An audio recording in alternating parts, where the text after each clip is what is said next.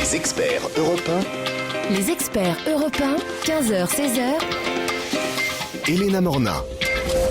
Bonjour à toutes et à tous, bonjour Céline. Bonjour Elena. Soyez les bienvenus chez les experts européens, l'émission radio qui facilite votre quotidien.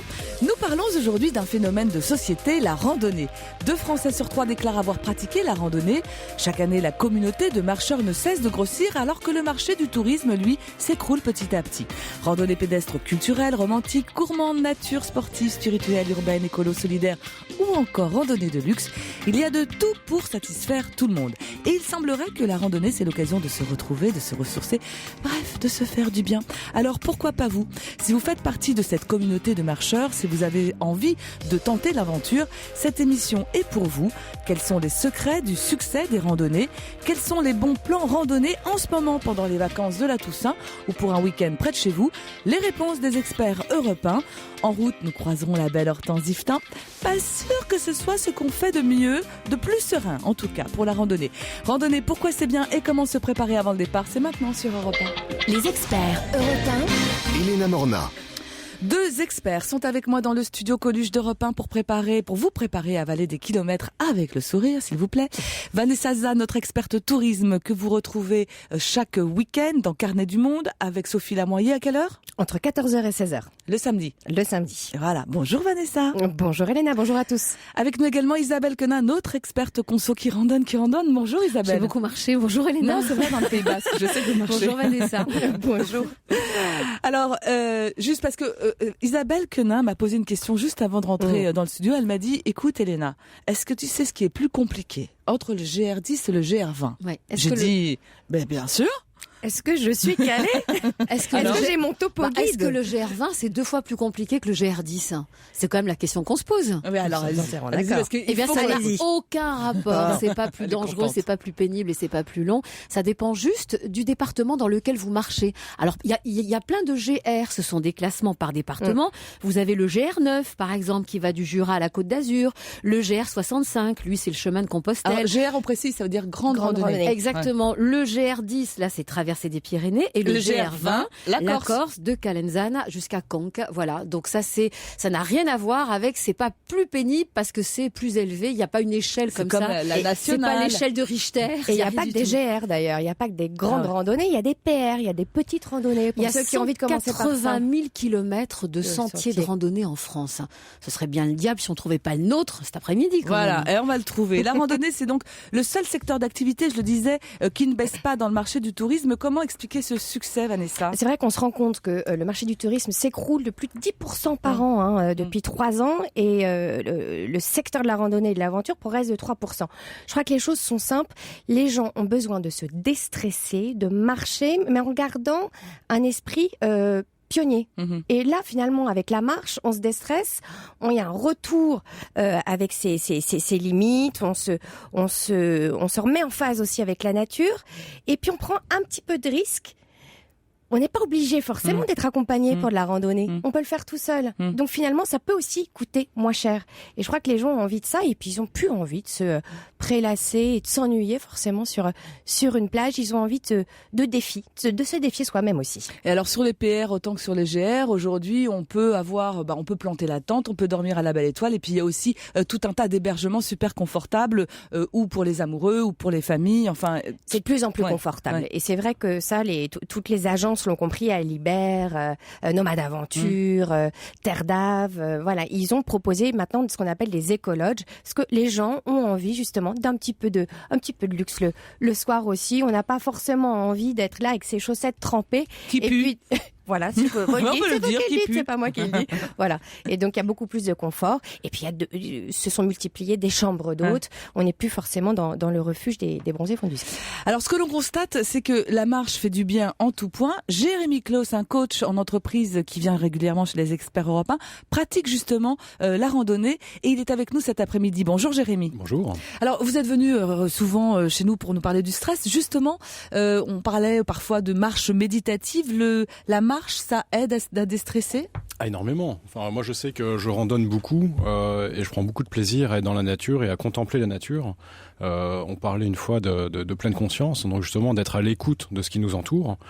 Donc aussi bien les couleurs, les bruits dans les feuilles, les odeurs en rando, notamment après la pluie, c'est des moments de déconnexion qui sont extrêmement aidants. C'est-à-dire que quand vous êtes stressé, il y a un moment avant et après la randonnée. Ouais, c'est le changement radical. Ouais, tout à fait. Il y a même des moments où quand je suis stressé, je vais faire une petite marche, justement, pour déconnecter. Mais pour ça, il faut habiter en ville, à la campagne, parce qu'en ville, ça a l'air compliqué. N'importe où. Non.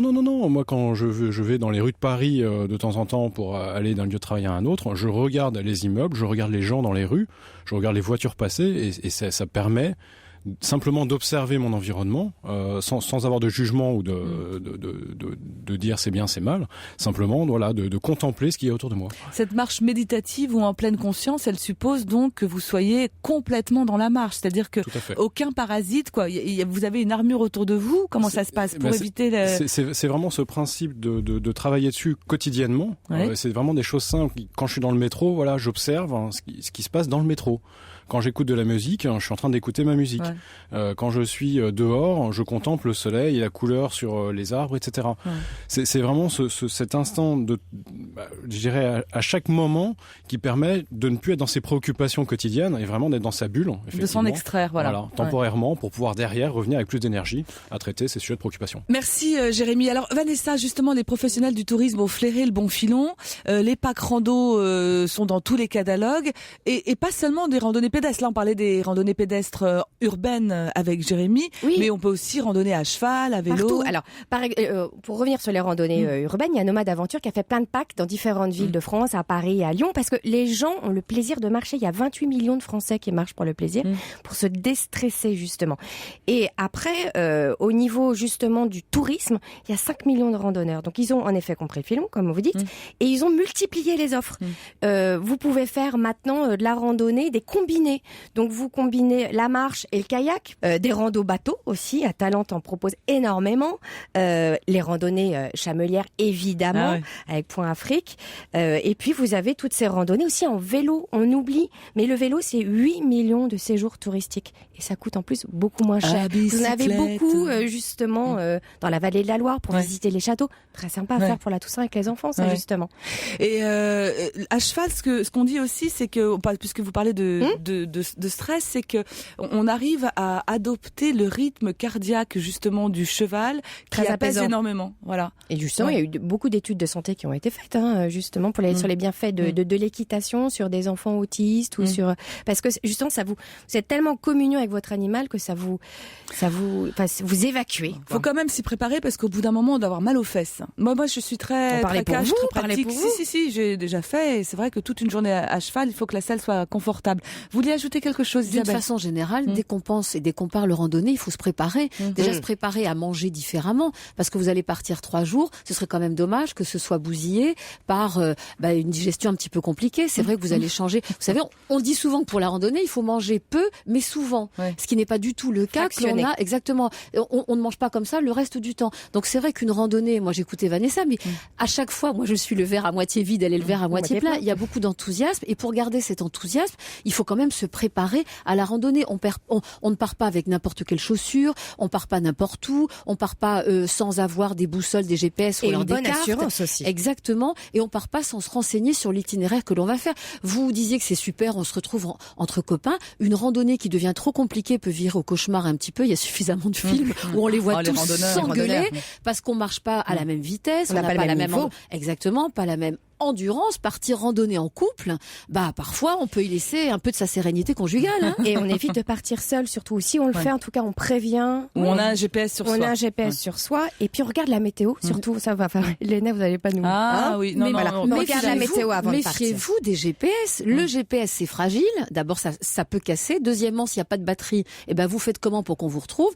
Moi, je trouve qu'il n'y a rien de mieux qu'une bonne boussole et puis des cartes. Mais avant de partir, sachez utiliser une boussole et puis des cartes, parce que essayer de trouver le nord sur une boussole ou trouver les azimuts et moi, les directions, il vaut mieux s'entraîner. Je sais où est le nord toujours. Et en effet, on part pas sans topo guide. Et il y a beaucoup de pays, d'ailleurs des pays d'Asie surtout, qui n'ont pas de topo guide. Donc on part accompagné. Dans ces cas-là, on ne part pas tout seul comme en Amérique du Sud, parce qu'il y a des gens qui partent, mais faut partir accompagné.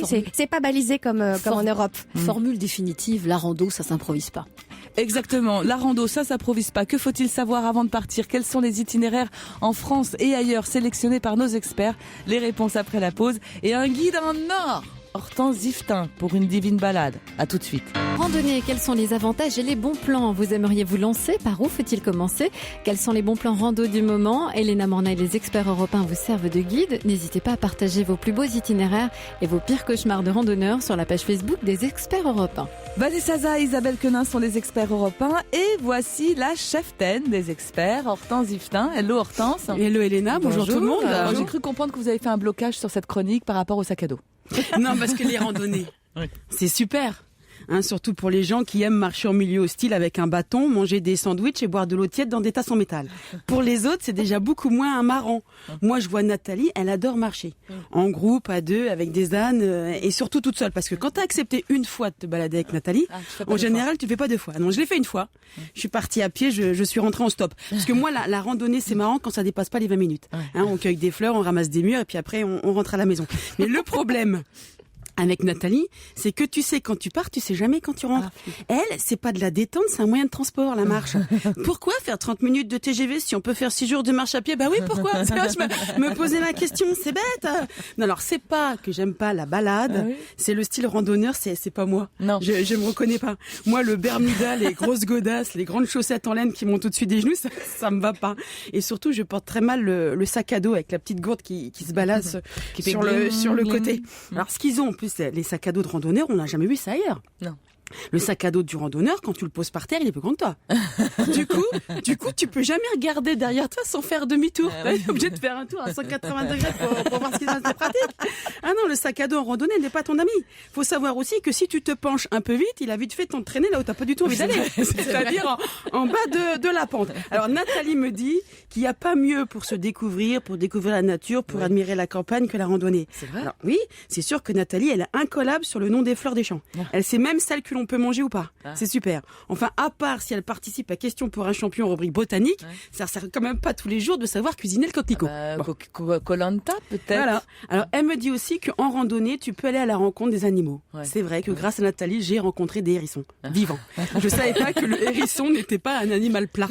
Ben, j'en avais déjà vu, mais en voiture, sur le bord de la route. C'est moins convivial comme rencontre, surtout pour le hérisson. En fait, les seules randonnées que moi je veux bien faire, c'est avec la carte bleue de mon mari, dans les grands magasins, pendant la période des soldes. Voilà, comme ça c'est fait. Ok. Bon ben, on ne risque pas donc de croiser Hortense Yvetin à plus d'1 kilomètre de chez elle. De la route de chez elle. Merci. Alors avant de partir, vous nous le disiez, Isabelle, il y a quand même 2-3 choses à faire. Le premier accessoire, c'est donc de se procurer et d'étudier les cartes de sentier. Décryptage. Il y a plein de cartes. Il y a plein de cartes pour tous les sentiers. Bien sûr, vous les procurer sans aucun. Alors déjà, il y a un site qu'il faut à tout prix consulter avant de partir. C'est la Fédération française des randonneurs. Déjà parce que vous savez que chez eux, il y a 7000 bénévoles qui chaque année entretiennent tous les sentiers. Vous savez, tous les marquages que vous avez. C'est pas les marquages lumineux au sol comme dans les avions, mais vous avez sur chaque sentier, vous avez donc des petites flèches, des petits signes. Donc déjà, il faut savoir les reconnaître. Mais déjà, il faut penser qu'il y a 7000 personnes chaque année qui les entretiennent pour qu'on puisse randonner en toute sécurité. C'est un bon job, ça. Ça, c'est déjà un très bon job. Après, donc, on peut leur demander des conseils, savoir quel itinéraire, quelle randonnée on peut faire, suivant notre niveau. Et puis après, on va s'équiper. Et première chose que l'on fait, on va s'acheter des cartes. Alors, les cartes, il en existe de plusieurs sortes. Vous avez les cartes qui correspondent à 1/25 millième. La carte 1/25 millième, c'est la plus répandue. C'est 1 centimètre égale 250 mètres. Ce qui veut dire que dans 1 centimètre, c'est pas énorme. Il y a quand même une foule d'informations. On sait quand il y a des cours d'eau, on sait quand il y a des grottes, on sait quand ça monte, on sait quand ça descend, on sait tout ça. Alors, on fait attention avec son sac à dos de ne pas se retrouver en bas de la pente. Exactement, ça va accélérer la vitesse dans la descente. Après, vous avez donc, ce sont des cartes qui sont fournies gracieusement par l'Institut géographique national, donc qui les édite. Il y a 1713 cartes disponibles. Vous avez la série bleue et la série top 25. Alors, le problème de ces cartes, si vous voulez, c'est qu'il faut en avoir plusieurs si on veut marcher longtemps. Parce qu'en fait, par exemple, pour la première, elle couvre qu'une superficie, une valise à 14 km, donc il faut prévoir la carte suivante. Alors, ce qu'il faut savoir, qu'il y a quand même une uniformisation de la lecture, enfin, pour toutes ces cartes, par exemple. Le nord, c'est toujours en haut de la carte. C'est-à-dire que si c'est écrit A à l'envers, c'est que non, mais vous c'est êtes pas dans si le évident sud. que ça, elle a Mais raison, non, hein. c'est pas Non, évident du tout. Hein. Après, vous avez des codes couleurs. Par exemple, tout ce qui est l'eau, ce sera marqué en bleu. Mais par exemple, est-ce que vous saviez que tout ce qui est végétation, c'est en vert, mais quand ce sont des terres agricoles, c'est en blanc. Donc là, d'accord. on dit, On peut tiens, pas je vais pouvoir traverser. Eh ben Bah non, non. vous ne pouvez pas. Les Les sentiers falaises transhumants sont sont en violets. noir. Exactement. Donc vous avez un code couleur qu'il va falloir maîtriser. Mais c'est légendé tout ça quand même. Ben oui, mais Ah non. quand vous êtes dans votre carte, vous n'allez pas D'accord. non plus passer du temps à chercher Donc faut toutes les étudier légendes. quand même un peu Donc avant. il faut quand même les savoir un petit peu avant. Vous avez la représentation du relief. C'est comme si on découpait. Vous savez, c'est le nivelé. Donc là, c'est comme si votre montagne, elle était coupée par tranche de 10 mètres. On vous indique tout. Mais ce qu'il faut savoir, c'est que plus il y a de courbes qui représentent donc assez tranches, dénivelées, ouais. plus il y a de courbes, ça veut dire que plus ça monte. Donc ça, c'est pas évident de le savoir. Moi, il y en a, plus c'est plat. D'accord. Donc ça, il faut savoir à tout prix avant de partir, vous familiariser. Sans ça, vous allez perdre Avec un la temps topographie. fou. Avec la topo, vous allez perdre un temps fou avec votre carte. Et donc, plus on perd de temps, plus Et on là, on se s'énerve, dispute. plus on s'engueule, et moins ça va. Ouais. Alors question matérielle, évidemment, le choix des chaussures c'est essentiel. Il faut faire attention à quoi, Isabelle?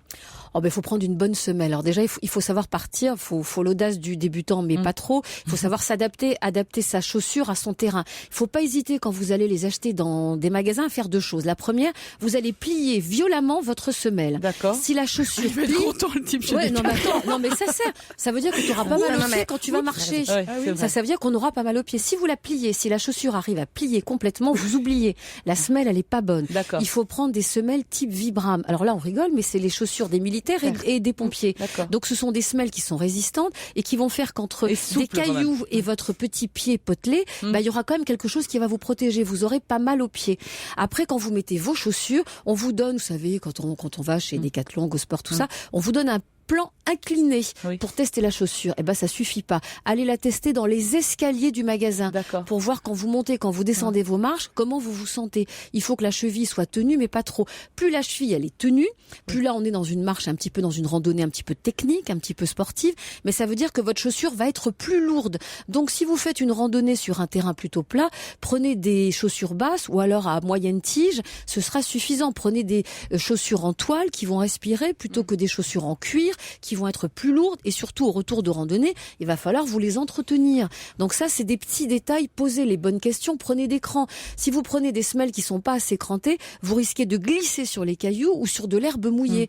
Donc ça, ce sont des questions à vous poser. Là aussi, il faut être en adéquation, il faut que votre chaussure soit en adéquation avec le terrain que vous allez pratiquer. Hein. Et on les essaye avant surtout. Et hein. des Oui. chaussettes en coton, parce qu'Hortense, vous parliez de chaussettes en laine. Oui. Faire très C'est attention. fini, Non, ça, mais c'est c'est très fini. important. Mince. hein. Pas Si qu'il y ait vous trop de avez points et une ampoule, c'est une foutu. ampoule au bout d'une demi-heure, votre Ah oui, ça, randonnée, c'est- elle est pliée. Ça fait mal. Alors il faut aussi qu'on parle du sac à dos, parce que le sac à dos, Ah oui, pour sac éviter à qu'il dos. soit plus grand qu'Hortense. C'est la règle des 20%. Ah. C'est-à-dire qu'il faut qu'une femme porte 20% de son poids. Un D'accord. homme aussi, une femme de 55 kilos, il faut qu'elle ait un sac à dos qui pèse 11 kilos. Un homme de 80, il faut qu'il ait un sac à dos de 16 kilos. Donc, écoutez, si c'est trop lourd, vous le videz et vous regardez. Et surtout, quand vous le remplissez, c'est un peu comme la valise. Il y a une technique de base. Il faut pas ça brinque-balle à l'intérieur parce que ça va vous déséquilibrer. On met le plus lourd au fond. On Et bien laisse. sûr, ce dont on a besoin, on va le mettre sur le dessus. Mais il faut lester. Il faut qu'il n'y ait rien qui ballotte au niveau du dos. Sans ça, ça va vous faire mal. C'est-à-dire que tout Ça ce qui vous stabilise. dérange au bout d'une demi-heure, vous imaginez 4 heures de marche, c'est un enfer. Donc on remplit son sac à dos, tout ce qui est lourd va au fond. Et moi je dirais Et on même, met les sangles pour le tenir bien Bien autour sûr. de votre taille pour pas que ça bouge. ce que me dit Thomas Caillet là dans le casque, c'est Elena, il va falloir faire la pub parce que c'est important. Et Elena, ça ne doit pas dépasser 11 kilos, sinon on fait pas plus de 10 kilomètres. Ok, on va aussi Parce parler. qu'Elena fait moins de 55 kilos. On va parler non. La chance. La chance. On va parler Ah, aussi de elle est énervante. la trousse de secours essentielle, et puis nous parlerons aussi des bienfaits des randonnées. Vanessa vous a justement sélectionné des itinéraires pour vous, chers auditeurs. On commence par une semaine verte et sportive dans les Cévennes sur les traces d'un certain Stevenson. À tout de suite. Randonnée, quels sont les avantages et les bons plans? La randonnée vous tente? Par où commencer? Vous voulez en savoir plus sur les randonnées spirituelles, sportives ou culturelles? Suivez le guide Elena Morna et les experts européens Isabelle Quenin et Vanessa Za. Ils vous conseillent jusqu'à 16h. Alors Vanessa, je sais que vous avez sélectionné quelques itinéraires pour nos auditeurs, mais je voulais juste qu'on revienne parce que c'est essentiel. Avant le départ, on prépare sa trousse de secours, Isabelle. Il faut qu'il y ait 2 trousses en fait. Il y a la trousse pour tout le groupe, donc ça c'est généralement celui qui est le chef qui a le droit de porter la trousse, ce qui permet de ou continuer la randonnée randonner dans de bonnes conditions ou d'attendre des secours. Alors ça veut dire que c'est quelqu'un qui est par exemple suffisamment aguerri pour pouvoir poser un peu comme un strapping, c'est-à-dire que si vous avez une entorse, bon souvent ce qui se passe ce sont les chutes, c'est la cheville qui est mal tenue qui tourne dans la descente, on se blesse, donc il faut du désinfectant, il faut des sparadraps, il faut des bandes, il faut quand on tombe effectivement, il y a Vanessa qui me fait des signes, tu tombes, tu mets les mains devant, effectivement on peut s'écorcher, donc il y a tout ça, donc il y a déjà prévoir la trousse de pharmacie pour tout le monde pour pouvoir attendre les secours ou continuer avec la couverture de survie, hein. Exactement, parce que généralement en montagne le temps change vite et puis on se refroidit vite, puis dès qu'on s'arrête on se refroidit, donc il faut se réhydrater, il faut donc penser à tout ça. Et puis deuxièmement il y a la trousse qu'on doit prévoir nous, c'est-à-dire la trousse avec nos petits bobos particuliers, mais ça on va pas la faire porter par l'autre, donc c'est tout ce qu'on sait, c'est-à-dire les antidiarrhées, les collyres si on a mal aux yeux, les spasfons, les paracétamol, tout ça. Les pansements pour les ampoules. Exactement. Ça, vous savez, vous avez des pansements spécifiques ampoules maintenant et c'est quand même très très bien fait. Mais Vanessa le disait, on ne part pas, contrairement à ce que croit Hortense qui recycle le matériel de sa maman pour la rando. C'est fini les grosses chaussettes de laine. C'est surtout pas ça. Hein. Faut vraiment quelque chose qui... Ça paraît tout bête, mais... L'ampoule, c'est la mort du randonneur. Hein. Surtout du randonneur débutant. Après, il a aucune envie de recommencer. Et après, le problème, c'est que vous pouvez pas ralentir tout le monde en disant j'ai mal aux pieds. Donc voilà, il y a deux trousses de secours à prévoir absolument. Allez, on part à pied, on part dans les Cévennes, Vanessa, maintenant. On part avec Stevenson. C'est un peu lui, en fait, qui a lancé Robert Louis Stevenson, le papa de l'île au trésor. Exactement, l'Écossais. C'est lui un peu qui a qui a créé la randonnée plaisir. C'est-à-dire qu'on se balade sans but précis. C'était vraiment le plaisir. Est-ce que vous savez pourquoi il est venu déjà dans les Cévennes? Vous savez ou pas? C'est pas avec sa femme Fanny, là, qui était... En fait, il était amoureux d'une femme, d'une belle américaine qui était déjà Fanny. mariée. Ouais. Voilà. Et il est venu se consoler chez nous. Voilà. Et puis se ressourcer. Puis c'est surtout qu'il avait des gros problèmes de santé. Et il avait besoin d'un climat doux. Voilà. Et autre chose, il avait besoin de se immerger dans les... Cévennes. Non, dans les problèmes religieux qu'il trouve en Écosse. Parce que c'est le pays de quoi, les Cévennes? C'est le pays des Camisards. D'accord. Voilà, donc les protestants et les catholiques. Donc voilà, et donc...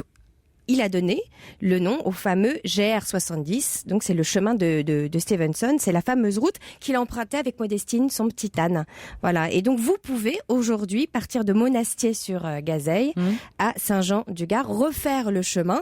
Il fait 220 km. On n'est pas obligé de tout faire. On peut le faire par étapes.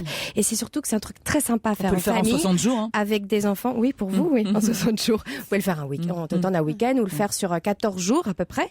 Mais l'avantage, c'est qu'il y a des loueurs d'ânes sur le chemin. C'est sympa, ça. Et ça, vous pouvez le faire avec vos enfants. Ouais. Ils portent les enfants. Ils peuvent vous porter vous aussi. Ils peuvent porter le sac à dos et le la trousse sac de à secours, dos. Isabelle. Est-ce que ce sont des ânes sympas? Parce que vouloir faire avancer un âne qui veut pas, on peut y rester sur le sentier. Ils sont dressés pour ça. C'est pour ça ils ne font que ça. Et c'est vrai que c'est magnifique. Vous traversez le parc national des Cévennes. Et puis vous traversez le mont Lozère avec des plateaux granitiques. Si vous partez à la Toussaint, en revanche, attention, c'est très beau. Mais il fait légèrement frisquet, donc on se couvre, voilà. Et il y a un forfait que la pèlerine propose. On est sur 485 € par personne, âne inclus, et tout inclus, hébergement, demi-pension, et vous arrêtez dans des petits hôtels, des petites chambres d'hôtes. C'est voilà, sympa. tout est aménagé. Ouais. La seule chose, il va falloir simplement que vous déboursez un petit peu d'argent pour nourrir votre âne. Ça, ce n'est pas compris dedans. Bon. Voilà, il y a Terre d'Aventure qui propose aussi la même chose, mais la pèlerine, c'est ce que j'ai trouvé de moins cher. D'autres balades et une nouvelle façon de marcher avec le fondateur de l'art de marcher, une marche consciente, le yoga de la marche afghane, ça vous dit? Ce sera juste après la musique avec les experts européens. Les randonneurs sont à l'honneur chez les experts européens. Nous sommes toujours en très bonne compagnie avec Isabelle Quenin et Vanessa Za. Et avec nous au téléphone, Daniel Zanin. Il est fondateur de l'art de marcher et du site écoledelamarche.org. Bonjour Daniel. Bonjour Elena, bonjour les experts. Bonjour. Alors vous proposez l'apprentissage de différentes marches. Quelles sont les différentes marchés? J'ai vu par exemple la marche consciente. De quoi s'agit-il? En fait, tout ça, ce sont des mots. J'étais obligé de mettre des mots il y a 20 ans sur une approche de la marche qui effectivement est un art de marcher, puisqu'en fait, en mettant en pratique tout ce que j'enseigne, n'importe quelle personne, je dirais, peut envisager sereinement n'importe quel trek, n'importe quelle randonnée. Mais c'est surtout basé, bien sûr, sur le fait que quand on marche, on est pleinement prêt, pleinement dans la marche et pas simplement en train de parler. Et donc, ça demande vraiment, je dirais, d'être présent au son souffle, comment on marche sur le sol, comment, effectivement, si on se sert des bâtons, comment on s'en sert. Donc, c'est effectivement une vraie méthode. C'est pas simplement de la philosophie. Et le mot marche consciente, c'est aussi utilisé dans d'autres pratiques, le yoga, le zen, enfin d'autres mouvements, je dirais, qui sont pas tout à fait que de la marche. Mais en fait, ce que je partage, c'est vraiment une façon de marcher dans laquelle on va apprendre à mieux respirer, parce que beaucoup de personnes ne savent pas respirer, comment on va monter, comment on va descendre toutes les pentes les plus raides sans se faire mal aux genoux, et ça, je sais que c'est vraiment aussi numéro 1 de nombre d'auditeurs. Et donc, c'est tout à fait concret, apprendre aussi à intégrer avec cette marche consciente, aussi la marche afghane. Et alors, c'est quoi justement la marche afghane? Parce qu'on en parle beaucoup, je ne sais pas de quoi il s'agit. Ouais, il y a 20 ans, j'ai trouvé ça dans les oubliettes, donc maintenant tout le monde en parle, mais en fait, c'est simplement synchroniser les pas sur le souffle en mettant différents rythmes. Et en fait, ceux qui pratiquent le yoga vont s'y retrouver très facilement, parce que si on regarde vraiment ce que c'est au niveau des rythmes, c'est ce qu'on peut trouver dans le pranayama, qui est la science du souffle. Et je dis toujours en rigolant le matin, quand je présente ça dans les stages, qu'en fait les Afghans ne savent pas qu'ils marchent afghan, quoi. C'est parce que Siegler a écrit un livre là-dessus, mais pour eux, c'est tout à fait naturel. Depuis le tout petit, ils font ça, quoi. Alors, vous avez parlé de 2 choses importantes. Là, j'aimerais qu'on revienne dessus. Oui, d'abord, la différence entre le trek et la marche. Ouais. Et la randonnée. Oui, en fait, c'est quand je vois actuellement marqué trekking en France. J'ai envie de dire que c'est un peu du marketing, parce qu'en fait, si on reprend vraiment l'étymologie du mot trekking, c'est le mot afrikaner trek, qui vient de grand trek qui s'est passé dans les années 1845 en Afrique du Sud, où les Boers, fuyant les Anglais, sont partis avec armes et avec bagages. Donc on peut dire que un trek a toujours cet esprit de partir vers l'avant avec une espèce de petite équipe, avec les porteurs au Népal, avec des animaux ailleurs. Donc la randonnée, c'est une randonnée, mais avec, je dirais, tout cet esprit d'avancer avec une petite équipe, pas simplement aller de refuge en refuge. Moi, faire un trek en France, ça n'a pas tellement de sens. D'accord. Vous avez parlé d'une deuxième chose, et moi je croyais que c'était réservé à la marche scandinave, ce sont ces fameux bâtons. Mais en fin de compte, tout le monde peut s'en servir. Comment on s'en sert? À quoi ça sert exactement? Alors, c'est tout à fait rien à voir avec la marche nordique. Vous avez cité un site qui est le site de l'école, mais mon site c'est marcheconsciente.com, sur lequel vous allez pouvoir voir un film de 20 minutes de la télévision suisse romande qui montre vraiment tout ce qu'on peut partager dans la marche. Et en fait, les bâtons de marche, j'ai formé des guides et accompagnateurs qui étaient étonnés effectivement de s'apercevoir qu'ils s'en servaient mal. Les bâtons de marche, on ne met jamais les mains dans les dragons. On les déplie jusqu'à peu près à hauteur des aisselles pour pouvoir ensuite avoir toujours la possibilité d'avoir les mains qui montent et qui descendent. D'accord. Pour avoir toujours les mains au même niveau quand on pousse.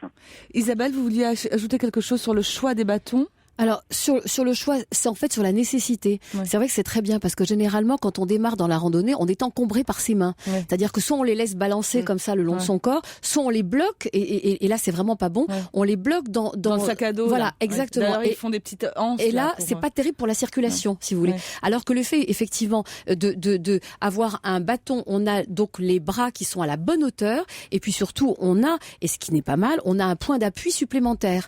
Alors c'est vraiment une technique à avoir. Alors on dira bon, effectivement le sac à dos c'est indispensable, le bâton c'est facultatif, sauf que à partir du moment où on essaye de marcher avec des bâtons, et ben vous allez voir qu'après on peut plus s'en passer. C'est vraiment quelque chose qui a un prolongement et qui aide à bien placer son corps. Et quand on fait de la marche, effectivement il y a la respiration, mais il y a toute cette gestuelle et le bâton nous aide énormément. Daniel, une bonne rando là pour un week-end en octobre ou en novembre, ce serait laquelle d'après vous? Ouf, alors là il y en a tellement. Moi je pars cette semaine sur le très beau circuit de Collioure à Cadaqués, qui en cette période de l'année est absolument magnifique. C'est où? Collioure à Cadaqués, c'est de Perpignan, sur la côte d'Ormeil, entre Collioure et la célèbre ville de Cadaqués où était Salvatore Dali. Donc c'est vraiment une très belle randonnée avec des points de vue magnifiques, parce que chaque jour on gravit 500-600 mètres de dénivelé. C'est pour ça que par rapport au bâton, c'est absolument indispensable d'être dénivelé à la montée et à la descente, puisqu'on économise 30% d'économie à chaque pas, et la montée et la descente, ça nous sécurise, ça amortit les articulations, enfin bref. Je pourrais parler pendant 2 heures de tout ça parce qu'en fait... vous reviendrez, Daniel. Merci beaucoup pour votre intervention. Vanessa, vous vouliez juste ajouter quelque chose par rapport à ce qui vient d'être dit? Une balade, non? La seule chose, c'est que, en effet, la marche nordique fonctionne, excusez-moi du jeu de mots, mais énormément. Et c'est vrai qu'il faut penser à cette période de la Toussaint, à pouvoir aller en Suède, en Norvège, mais en Islande aussi. Magnifique. Là aussi, de très belles balades. Avec Grand Nord, Grand Large, on propose beaucoup. Allez-y, ça reste, entre guillemets, accessible, parce que là c'est encadré, donc il y a quand même un prix, mais c'est un bon produit qu'ils proposent. À suivre le témoignage de Marie qui nous a contacté sur europe1.fr. En fait, après un burn-out, elle est partie sur les chemins de Saint-Jacques de Compostelle et elle a changé de vie. À tout de suite. Les randonnées à l'honneur chez les experts européens. Pourquoi nous font-elles du bien? Comment choisir l'itinéraire qui vous convient? Quels sont les circuits sympas à faire en ce moment? Elena Morna et les experts européens vous conseillent jusqu'à 16h.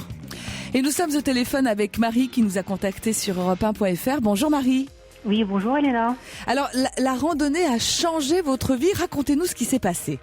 Alors en fait, il y a 10 ans de cela, je suis partie faire Saint-Jacques-de-Compostelle, donc à savoir 1600 km à pied, où on traverse la France et l'Espagne.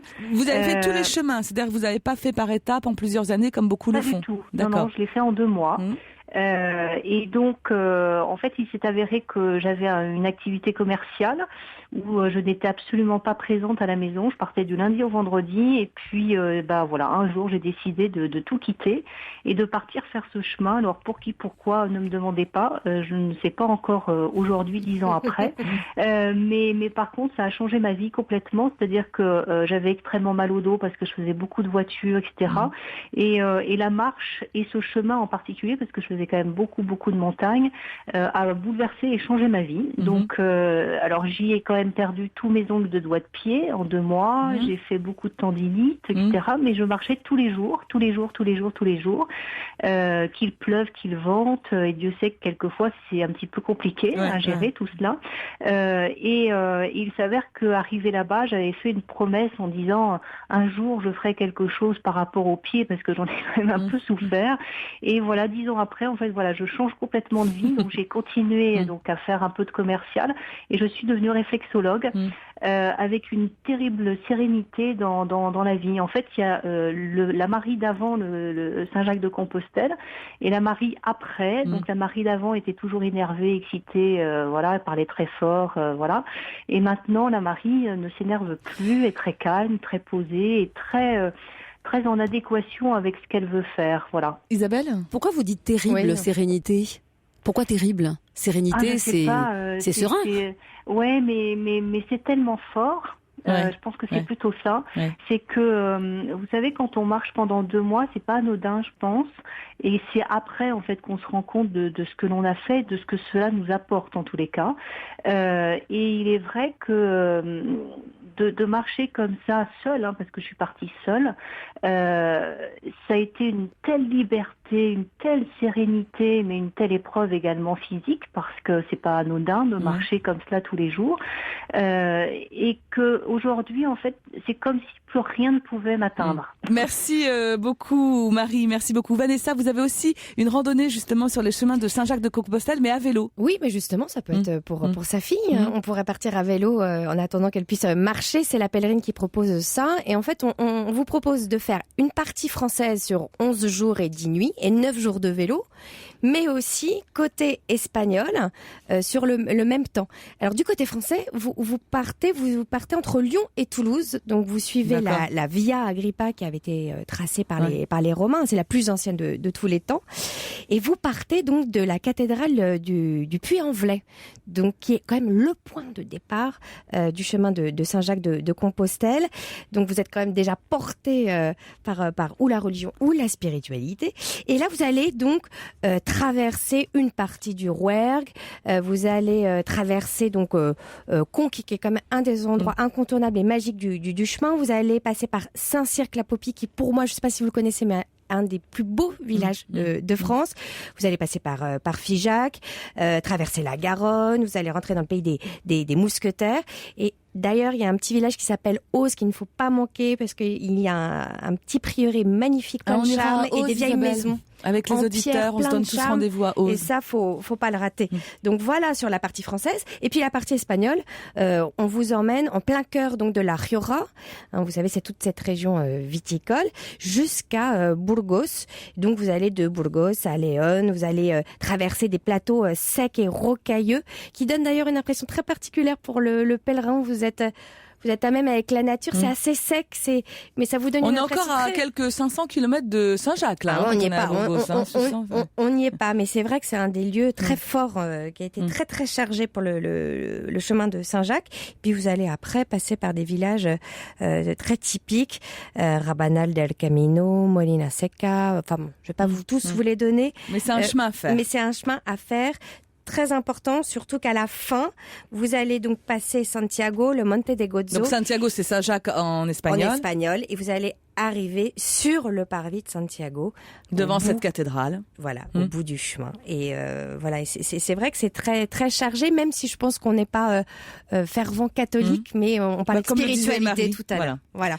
Et donc ça, on est autour de 930 000 euros pour les 10 jours. D'accord. Et Côté pour une français, personne pour une personne. C'est un peu cher, Vanessa. C'est un prix, mais vous êtes quand même à vélo, vous ne marchez pas, et tout est compris. La pension complète. Allez, le GR20, vous en rêvez. On y va dans quelques instants avec Vanessa Za. Et puis, destination Maroc aussi, où il y a de nombreuses balades. Il y en a dans le désert, il y en a aussi dans l'Atlas. On vous en sélectionne une.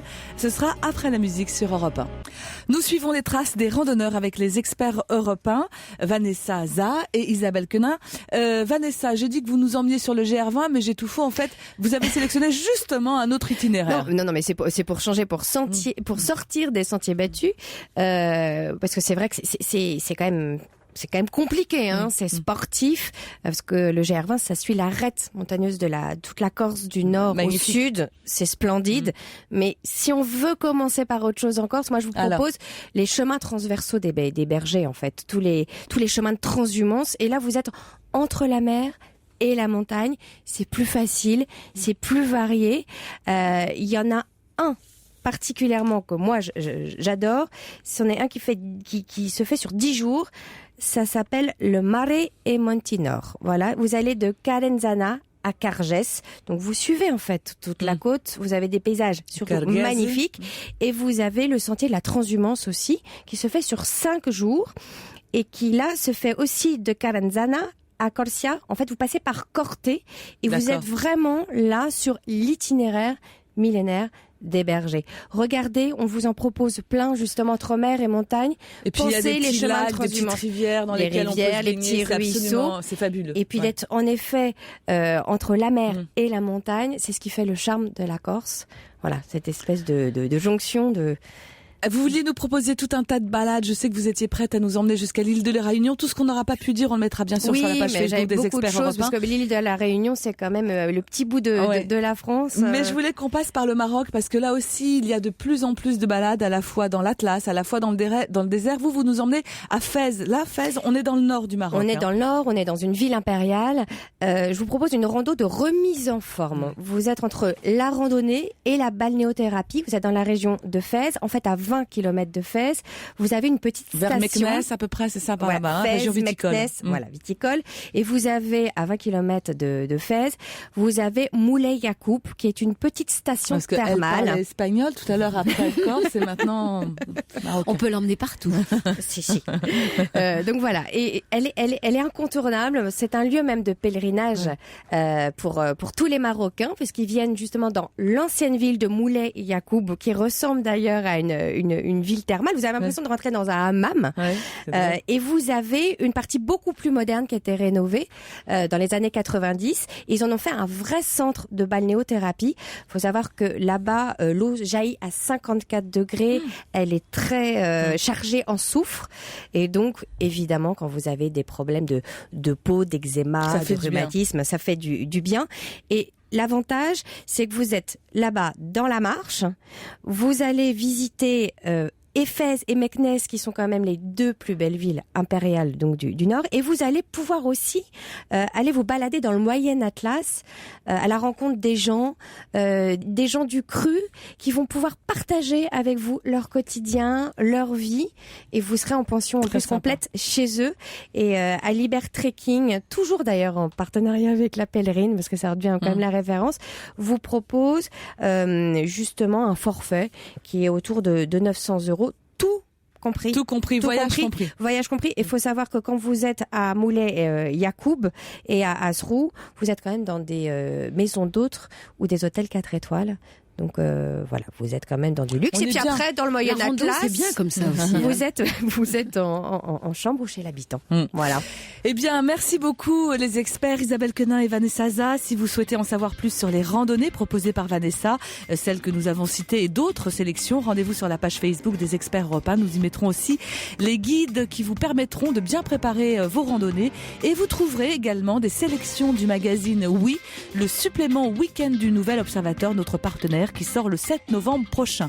J'aimerais terminer cette émission avec un témoignage, celui d'une randonneuse débutante sur le site du quotidien La Croix. À évoluer sur Terre, c'était comme si je m'étais mise à voler. Et si en route, je n'ai pas répondu à mes questions existentielles, j'y ai découvert beaucoup de sérénité. On vous retrouve demain, Elena, pour parler de la place des écrans et du numérique dans le quotidien des enfants. Ils sont nés avec des tablettes, les écrans plats, les smartphones. Quels sont les plus, quels sont les moins? On en parle demain avec les Experts Europe 1 à l'occasion du salon Kid Expo qui se tient jusqu'à demain à Paris, porte de Versailles. J'attends d'ailleurs vos témoignages, 39 21, touche 3 pour accéder au répondeur des experts ou sur europe1.fr. À suivre les infos, puis Laurent Ruquier et ses complices. Salut!